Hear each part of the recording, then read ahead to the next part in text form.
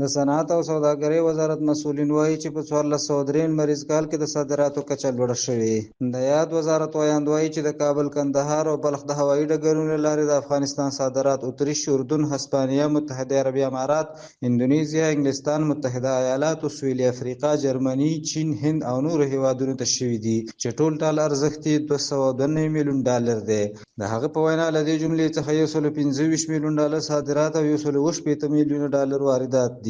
صادرات و واردات افغانستان از طریق میدان هوایی کابل، کندهار و بلخ به کشورهای اتریش، اردن، اسپانیا، امارات متحده عربی، اندونزیا، انگلیس، امریکا، افریقای جنوبی، آلمان، چین، هند و دیگر کشورها صورت گرفته که ارزش مجموعی آن به $292 میلیون میرسد که از این میان $125 میلیون آن را صادرات و $167 میلیون آن را واردات تشکیل می‌دهد. اصلي صادراتو توکي وچې میوې، زعفران، وچ انځر، تور جلغوزي، نوي البسه، لاسي صنایع او نور دي. همدارنګه وارداتي توکي مختلف ډولونه درمل او برېښنایي وسایل دي.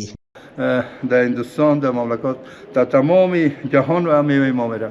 همین یک شرکت است به نام اوابل ناصری تمام اروپا رو مال میده، تمام اروپا رو. وچه میوه د افغانستان که زه درته وایم ډېر زیات کشورو کې صادرات کیږي، خو 90% 80% صادرات د موږ هندوستان کشور کې دي.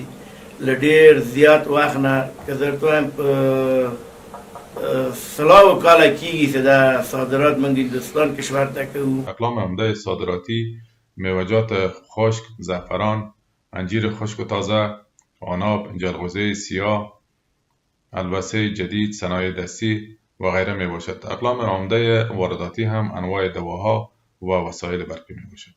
د یادونې وړ ده چې په وروستیو کلونو کې له بېلابېلو ګاونډیو او اروپایي هیوادونو سره سوداګریزې اړیکې پراخه شوي، د صادراتو کچه لوړه شوې، د مصرفي توکو بیې تر ډېره راټیټې شوي چې د سوداګرۍ ودې د افغانۍ د ارزښت په ساتلو هم مثبت اغېز کړی دی.